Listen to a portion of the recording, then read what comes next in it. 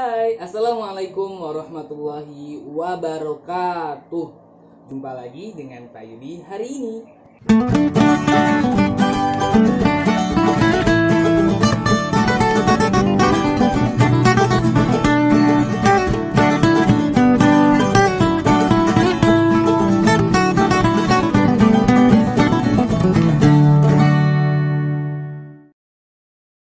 Anak-anak, semoga semuanya selalu sehat walafiat dan tetap semangat walaupun belajarnya hanya dari rumah. Semoga dengan video ini membantu anak-anak semua untuk tetap bisa belajar dan memahami materinya. Sebelum belajar, mari sama-sama kita berdoa terlebih dahulu. Berdoa dimulai.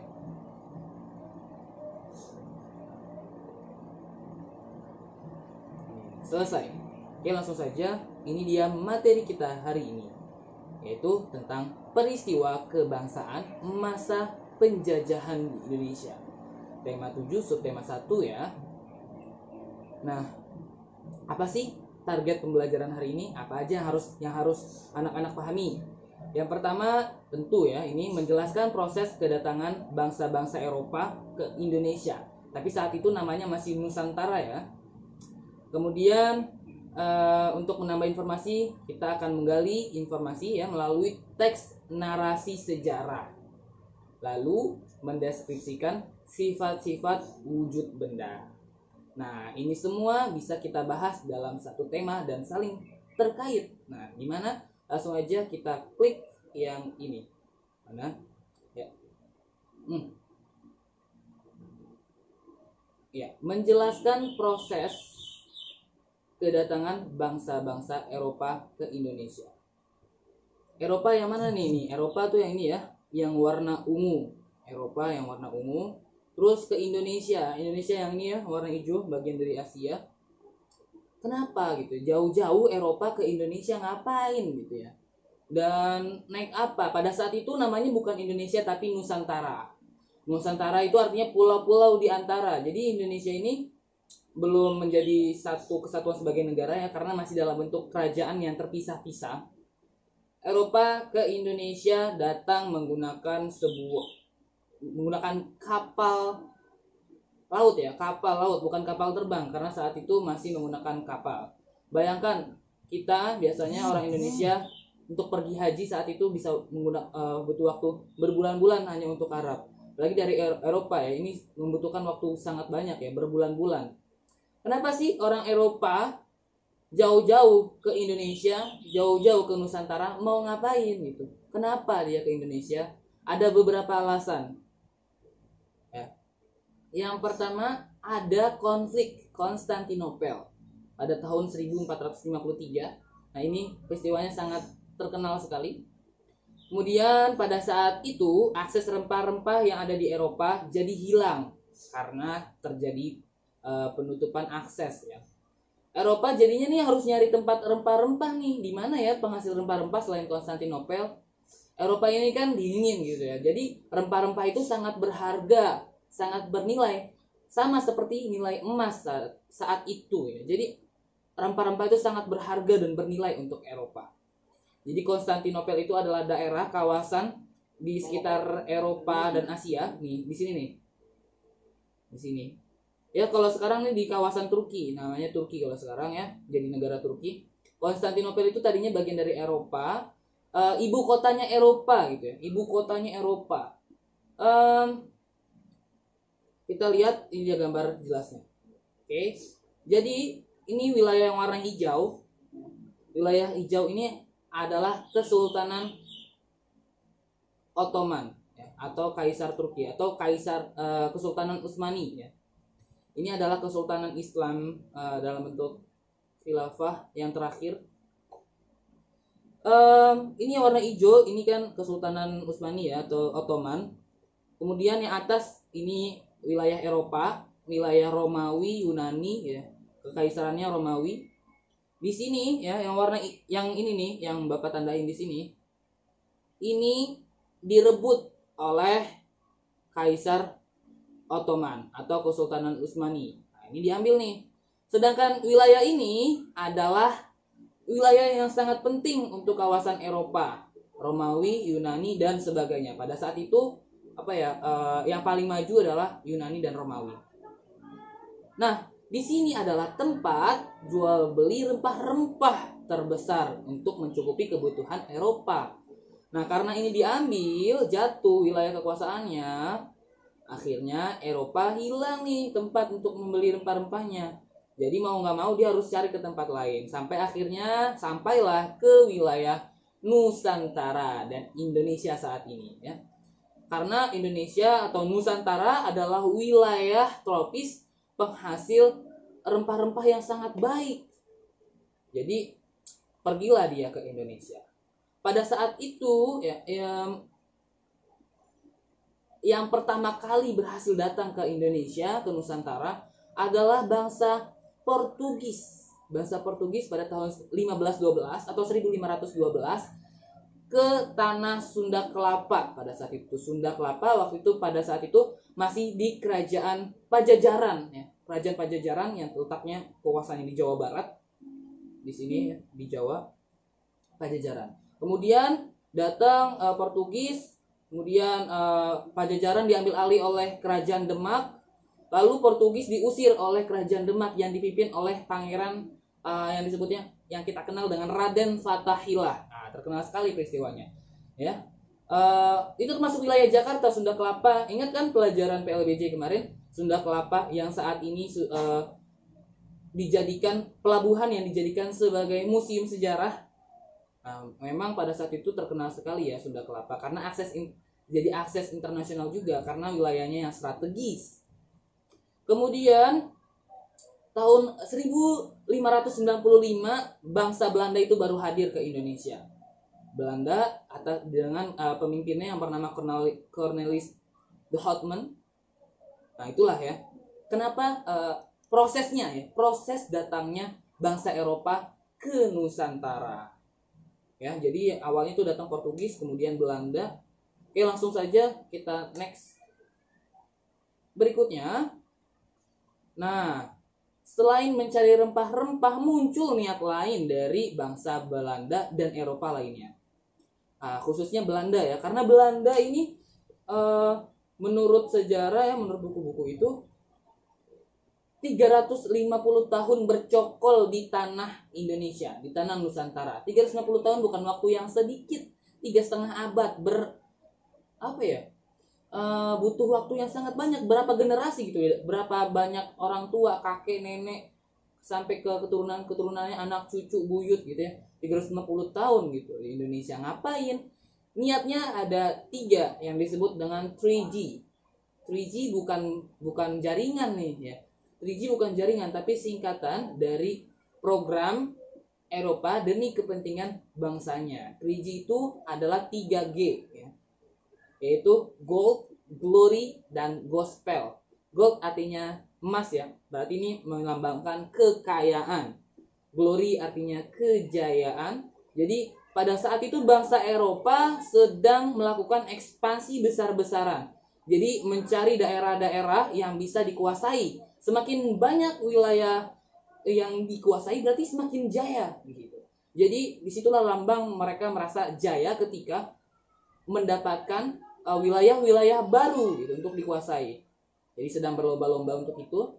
Yang ketiga adalah gospel. Gospel artinya menyebarkan agama. Agama bangsa Eropa saat itu adalah Kristen. Jadi bangsa Eropa menyebarkan ajaran agama Kristen ke wilayah Nusantara melalui program tersebut.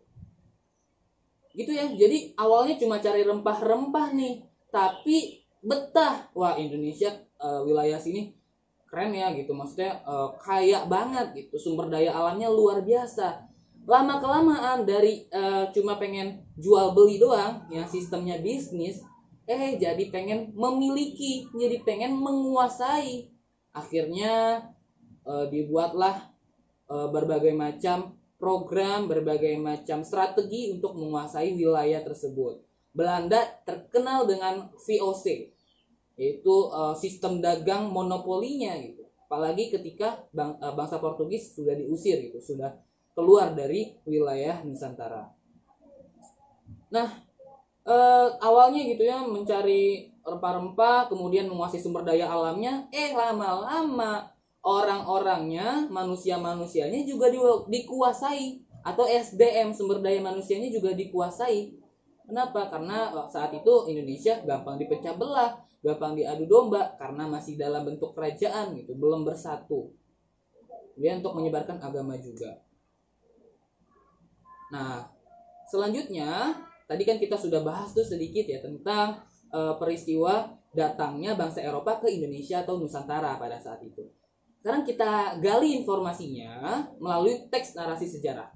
Teks narasi sejarah apa sih? Narasi itu artinya cerita ya. Narasi artinya cerita. Jadi teks berupa cerita. Di mana cerita itu harus ada urutan peristiwa-peristiwa. Pasti namanya narasi ada latar waktu, ada latar tempat, ada waktunya, ada keterangan-keterangannya. Awalnya tahun berapa atau hari apa, jam berapa gitu ya. Misalkan itu termasuk teks narasi. Kemudian di pertengahan kayak gimana sampai di akhir kayak gimana. Itu teks narasi harus ada urutan peristiwanya. Jadi teks narasi sejarah adalah ya teks yang menjelaskan tentang peristiwa sejarah dari masa ke masa, dari waktu ke waktu. Langsung saja yuk kita kenali, kita baca teks narasi apa nih yang harus kita pahami. Nah, di sini ada teks judulnya Sejarah Masuknya Bangsa Eropa di Indonesia. Ayo kita baca dulu sama-sama. Sejarah masuknya bangsa Eropa di Indonesia. Kedatangan bangsa Eropa ke Indonesia dilatar belakangi oleh beberapa faktor.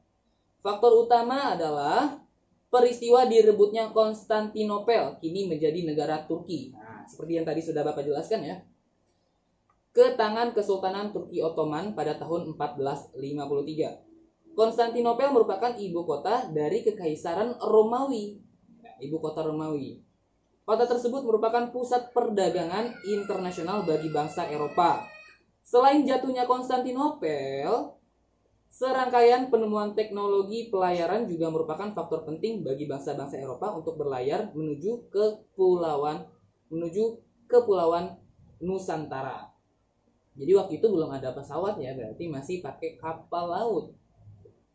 Selain itu, semangat dan dorongan untuk mendapatkan kekayaan, gold, kejayaan, glory, dan menyebarkan agama, gospel, ikut mendorong kedatangan bangsa-bangsa barat ke Indonesia. Pada saat itu namanya Nusantara. Sebagai pusat perdagangan internasional bagi bangsa Eropa, barang dagang utama yang diperdagangkan di Konstantinopel adalah rempah-rempah. Pada masa itu, rempah-rempah dibutuhkan untuk perawatan kecantikan, obat-obatan, dan bahan ritual dalam upacara keagamaan. Selain itu, harganya mahal karena rempah-rempah diperoleh dari negara-negara di benua Asia dan benua Amerika. Letaknya jauh sekali dari benua Eropa. Ya kan tadi kita udah lihat gambarnya jauh sekali ya. Eropa itu ke Amerika jauh, ke Asia juga jauh. Akibatnya Konstantinopel dikuasai oleh Kesultanan Turki Ottoman ya.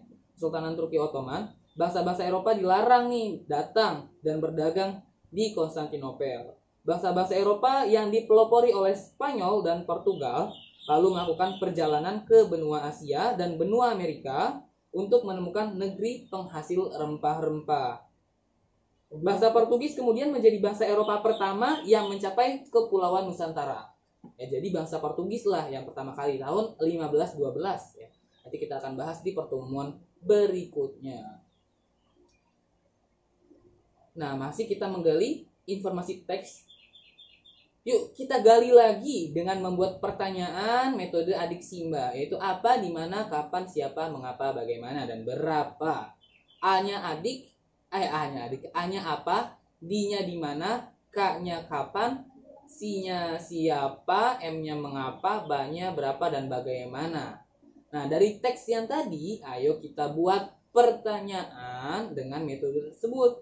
Ayo kita buat pertanyaan dari teks yang tadi menggunakan kata tanya apa, di mana, kapan, mengapa, dan bagaimana. Jadi kamu cari tuh dari teks tadi mana yang bisa dibuat pertanyaan.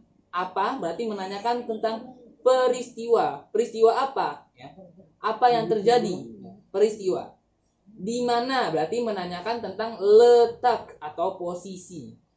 Kapan berarti menanyakan tentang waktu. Mengapa? Berarti menanyakan sebab akibat atau alasan. Ya. Apa alasannya? Mengapa? Mengapa demikian? Alasannya apa? Karena apa? Bagaimana? Berarti menanyakan tentang proses. Bagaimana? Proses tuh, ya. Bagaimana berarti harus jawabannya tentang proses. Langkah-langkah atau ya proses lah intinya ya. Kemudian nomor 2, jawab pertanyaan-pertanyaan yang telah kamu buat di tugas nomor 1. Jadi dari yang kamu tanya, kamu buat pertanyaannya, kamu jawab lagi informasinya dari teks tersebut. Paham kan? Bisa dong. Oke. Nah, kenapa sih Indonesia bisa kaya dengan rempah-rempah sedangkan Eropa tidak? Kenapa ya? Alasannya adalah, nah perhatikan di sini. Ini adalah gambar Ring of Fire atau cincin api. Jadi Indonesia ini dilintasi oleh Ring of Fire atau cincin api, di mana di lintasan tersebut ada banyak sekali gunung api yang aktif. Jadi muntahan atau isi dari gunung itu kan keluar nih pada saat erupsi, pada saat keluar isinya gitu, dapat menyuburkan tanah-tanah di wilayah sekitarnya. Jadi kaya tuh tanah-tanahnya. Terus Indonesia juga, selain itu ya, Indonesia juga terletak di daerah yang tropis, jadi mataharinya cukup. Sedangkan di Eropa kurang matahari, jadi tumbuhan kurang subur. Sedangkan di Indonesia mataharinya sangat banyak. Nah, ngomong-ngomong tentang gunung api, sekarang kita pelajari tentang sifat-sifat wujud benda. Nah, wujud benda yang dihasilkan dari aktivitas gunung api apa ya? Kamu tahu dong, aktivitas gunung api apa, hasilnya apa aja sih? Ya kan, dari lavanya tuh yang cairan ini ya, lava apinya kan bentuknya cairan kan. Kemudian pada saat erupsi akan mengeluarkan asap yang banyak banget itu ya, yang gumpalan asap, atau istilahnya kalau orang Indonesia bilangnya udus gembel, karena seperti bulu-bulu atau rambut-rambut kambing yang kusut gitu ya, seperti rambut domba yang kusut gumpalan-gumpalannya. Nah, jadi dalam aktivitas gunung api menghasilkan benda dalam bentuk wujud cair, gas, dan padat. Coba kamu jelaskan ya.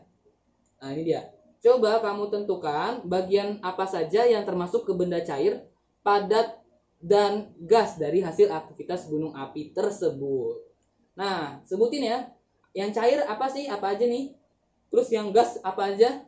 Yang padat apa aja sih hasil dari aktivitas gunung api? Tulis ya di buku latihan kamu. Supaya lebih paham lagi, simak penjelasan ini ya, supaya kamu lebih paham nih mana yang termasuk cair, mana yang termasuk gas, dan mana yang termasuk padat. Ini dia, pahami materi ini. Ada 3 wujud benda tadi ya, 3 wujud zat: cair, padat, gas. Padat, cair, gas. Kita pahami yang padat dulu nih, yang tengah. Padat bentuknya selalu tetap. Mau dia dipindahin ke atas kek, mau dipindahin ke bawah, mau di kolong, mau taruh di lemari, mau ditaruh di toples, di mangkok, di piring, bentuknya tetap aja kayak gitu. Misalkan ini ya, ada gambar apa nih, kue ya. Kue ditaruh di dalam toples, bentuknya tetap kue gitu ya. Mau ditaruh di luar, ditaruh di piring, tetap aja bentuk kuenya tetap bulat atau bentuknya tetap sesuai, nggak berubah. Itu bentuknya jadi selalu tetap. Kemudian zat penyusunnya sangat rapat. Zat penyusunnya rapat. Kenapa? Karena kalau benda padat itu kan tidak mudah untuk dibelah, tidak mudah untuk dipisahkan gitu ya. Mereka nyatu gitu ya. Kalaupun mau diubah bentuknya atau dirubah, harus kita dipatahin dulu, dipotong, dilipat, harus ada usaha, harus ada gayanya dulu, harus ada dorongan atau tarikan ya. Kemudian volumenya juga tetap, jadi nggak berubah-ubah ya. Bentuk volume tetap, penyusunnya sangat rapat, bentuknya tidak akan berubah-ubah kecuali dipotong, dilipat, dipahat, ada usaha dari manusia, ada gaya yang dikerjakan. Kemudian cair bentuknya selalu mengikuti wadah. Jadi kalau misalnya kita taruh di piring, ya bentuknya kayak piring. Kita taruh di mangkok, bentuknya menjadi seperti mangkok. Kita taruh di botol, bentuknya akan seperti botol. Dan seterusnya. Jadi volumenya, bentuknya berubah-ubah sesuai dengan wadahnya ya. Kemudian zat penyusunnya renggang, karena gampang sekali kita pisahkan ya. Air kan gampang terpisah-pisah gitu. Jadi volumenya zat penyusunnya renggang. Terus punya sifat mengalir dari tempat yang tinggi ke rendah. Ya kan, kalau makanya aliran sungai itu dia selalu mengalir dari tempat yang tinggi ke tempat yang rendah. Dari mana? Dari pegunungan. Ya, titik air itu biasanya kan dari pegunungan, dari bukit. Dia mengalir turun ke bawah, ke hulu sampai ke dataran rendah sampai bermuara ke laut. Ya, laut itu adalah titik nol dari daratan. Kemudian zat penyusunnya renggang, mengalir, volumenya tetap. Jadi kalau misalkan kita beli air dalam bentuk gelas dalam volume 240 ml, ketika kita masukkan ke botol ya tetap 240 ml. Ketika kita pindahkan ke mangkok tetap juga volumenya 240 ml, hanya bentuknya saja yang berubah. Padat sudah, cair sudah nih. Di sini ada gambarnya volume air kita pindahkan dari botol ke bentuk mangkok gitu ya. Kemudian sekarang kita bahas gas. Di situ ada gambar balon ya. Kenapa gambar balon? Jadi balon itu bisa terbentuk karena ada volume udaranya di dalam, ada gasnya di dalam. Kalau misalkan kita tiup, kita kan mengisi gas tuh.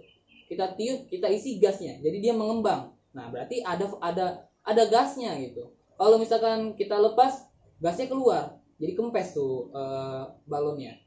Jadi bentuk gas itu tidak tetap ya, karena dia sangat gampang berubah gitu, kayak balon gitu ya. Dia akan gampang kempis, gampang ya tidak beraturan ya. Penyusunnya juga tidak beraturan gitu, berjauhan dan sangat renggang. Jadi ya dia kemana-mana gitu ya. Jadi dan kita tidak bisa merasakan, kita tidak bisa melihat, kita tidak dapat menyentuh, kita tidak dapat meraba. Tapi kita bisa rasakan, misalkan angin atau oksigen dan sebagainya. Tidak terlihat tapi dapat dirasakan. Volumenya memenuhi ruangan ya. Di ruangan pasti ada gas. Ya, ini dipenuhi oleh gas nih ruangan kita. Balon, dalam satu balon itu kalau penuh itu isinya gas semua, ya kan? Oke, lanjut. Jadi itu ya sifat-sifat dari wujud benda atau wujud zat. Nah, sekarang ayo isi dan lengkapi tabel di bawah ini. Kamu kerjakan, kamu salin dalam bentuk tabel di buku tulismu ya. Tadi sudah dibahas, benda padat bentuknya kayak gimana sih? Kamu tulis tuh, benda padat bentuknya kayak gimana. Terus volume benda padat bagaimana, struktur penyusunnya bagaimana. Contohnya apa saja? Apa saja sih benda-benda yang termasuk benda padat? Apa aja tuh benda yang termasuk padat? Tulis di kolom tersebut. Begitupun dengan benda cair dan benda gas. Tentukan bentuk, volume, struktur penyusunan, dan contoh-contohnya. Ingat ya, karet balonnya itu padat, tapi isinya, volume dalamnya ya. Jadi bukan kalau misalkan kalau balon doang dibilang gas belum tepat, tapi harusnya volume atau ruang yang ada di dalam balon itu baru namanya gas. Lanjut. Nah, sampai di sini apakah ada pertanyaan dari anak-anak semua? Silakan sampaikan pertanyaannya di kolom komentar. Insya Allah akan Bapak jawab. Nah, kalau begitu sampai di sini video pertemuan kita hari ini. Sampai jumpa di video pembelajaran berikutnya. Mari kita akhiri dengan baca hamdalah. Alhamdulillahirabbil alamin, dan disempurnakan dengan membaca doa setelah belajar. Berdoa dimulai.